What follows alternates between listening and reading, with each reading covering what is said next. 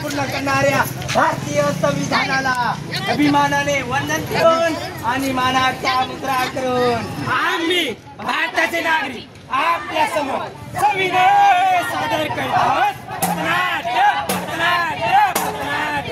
ज्याचं नाव आहे वंदन संविधानाला, क्रांती करणाऱ्या महान ग्रंथाला. वंदन संविधानाला, वंदन संविधानाला. आम्ही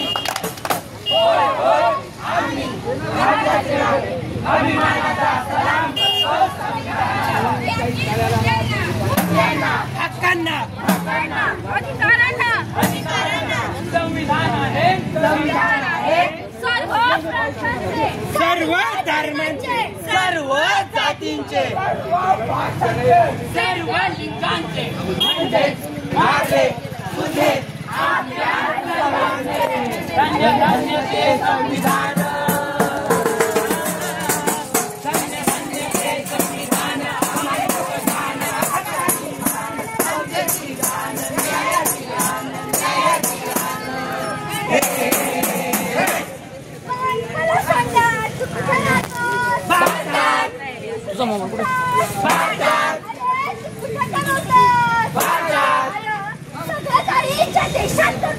त्या देशाला चालवणारे संविधान कधी वाचलं काय? नाही वाचलं.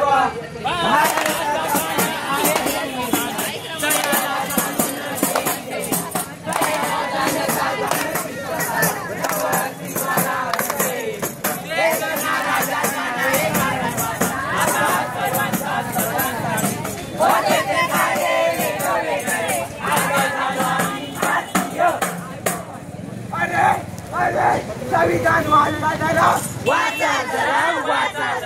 अरे बाबा, तुला माहिती का संविधानाचा अभ्यास कोण कोण करतं? अरे संविधानाचा अभ्यास करतात पोलीस, वकील, संशोधक आणि विचारवंत. हेच खरे. आणि ज्या देशाने मला नागरिकत्व दिले, अधिकार दिले, जगण्याचे स्वातंत्र्य दिले, हे सगळं आपल्या भारतीय संविधानात आहे. संविधानात आहे. कित्येकांनी संविधान पाहिलं सुद्धा नाही. काय म्हणतात? अरे संविधानातील शब्दांना जिवंत रूपांना हे कागदाचं काम नसून ते आपल्या सर्वांचं काम आहे. होय, हे आपल्या सर्वांचं काम आहे. जसे आपले हक्क आहेत तसे आपले कर्तव्य सुद्धा आहे. अरे राज्यघटना तयार नाही, त्यासाठी प्रचंड परिश्रम घेतले.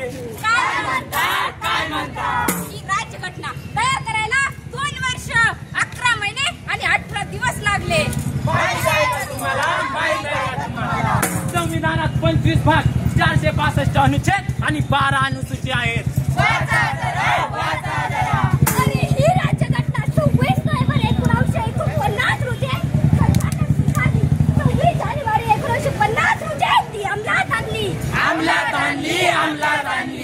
संविधानाने आम्हाला सांगितले आम्ही कोण आहोत, आमचा देश कसा घडवायचा आणि देशातील नागरिकांनी काय करायचं हे सगळं संविधानाने सांगितलंय. चला तर मग मंडळी बघूया यांच्या कष्टाला काय फळ आलंय ते. काय ग तुझ्या नवऱ्याने म्हणे तुला तिसरी सवत आणली? काय ग तुझा नवरा तुला त्रास देतो म्हणून तू कोर्टात गेली होतीस ना? त्याला चांगली समज दिली. आता तू माझ्याशी चांगलं वागतो. संविधानाने दिला. अरे त्या कांबळ्याच्या पोराला खायला नाही मिळालं म्हणून तो मेला ना. खूप वाईट झालं. तो रिक्षावाल्याचा मुलगा मध्ये कलेक्टर झाला ना. संविधानाने दिला. आपल्या गावात त्या माणसाने धर्म बदलला नाही म्हणून त्याला मारून टाकलं ना. काय करणार, आपलं काही चालतच नाही. तुझ्या बापाच्या संपत्ती तुला सारखा वाटा मिळाला ना. संविधानाने दिला. आपण आजपर्यंत गुलाम होतो. आपल्या हातात सत्ता कधीच आली नाही. परमेश्वर जसं ठेवील तसंच राहायचं. अरे त्या पाड्यातली मुलगी म्हणे राष्ट्रपती झाली. संविधानाने दिला. जय मॅडम. आहे योगदान लाल दिव्याच्या गाडीला, आहे संविधानात योगदान लाल दिव्याच्या गाडीला. साहेब तुम आगे बढ़ो, साहेब तुम आगे बढ़ो. मी निवडून येऊ म्हणून तुम्ही काहीच करत नाही, नुसतं घोषणाबाजीच करतात. काय नाही साहेब, आपले कार्यकर्ते खूप जागृत आहे. परंतु तुम्हाला सांगावं साहेब, निवडणुका जवळ आल्या, तुम्ही आरक्षण देण्याच्या अफवा बसली म्हणजे मत आपलीच. हे तर काहीच नाही साहेब. आता माझं साहेब, निवडणुका जवळ येत आहेत. आपण जनतेत जंगली घडवून आणू आणि जनतेच्या नजरेत ती सावरू नाही म्हणजे मत आपलीच.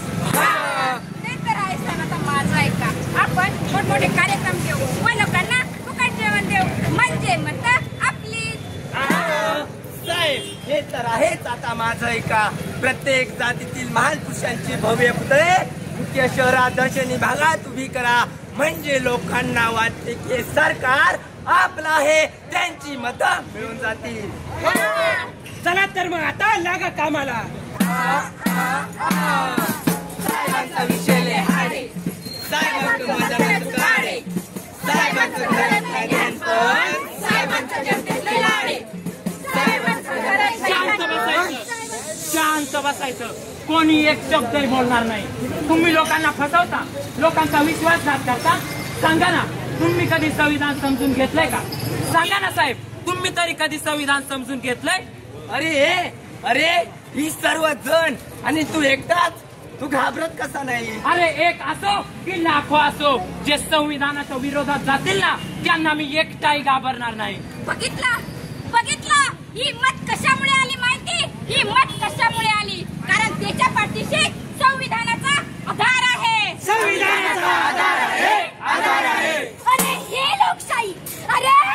लोकशाही, तेव्हा टिकू शकते जेव्हा लोक असे बिना घाबरता प्रश्न विचारतात. विचार करा. बुद्धाने सांगितलं तू शांतीने लढ, भीमाने सांगितलं तू बुद्धीने लढ, शब्दाला शस्त्राला भीम शक्तीने लढ, माणसांसारखा युक्तीने लढ. त्यांच्या चाली तू भारी पड पण गप्प बसू नका कसाठी लढ. सूर्याची चमकदार शकूनचा पहाड, संविधान म्हणजे सिंहाची दाढ. संविधानाने दिले आम्हाला सार्वभौमत्व, लोकशाही, गणराज्य. संविधानाने आम्हाला दिला सामाजिक, आर्थिक व राजनैतिक न्याय. संविधानाने दिले आम्हाला विचार, अभिव्यक्ती, विश्वास, श्रद्धा व उपासना यांचे स्वातंत्र्य.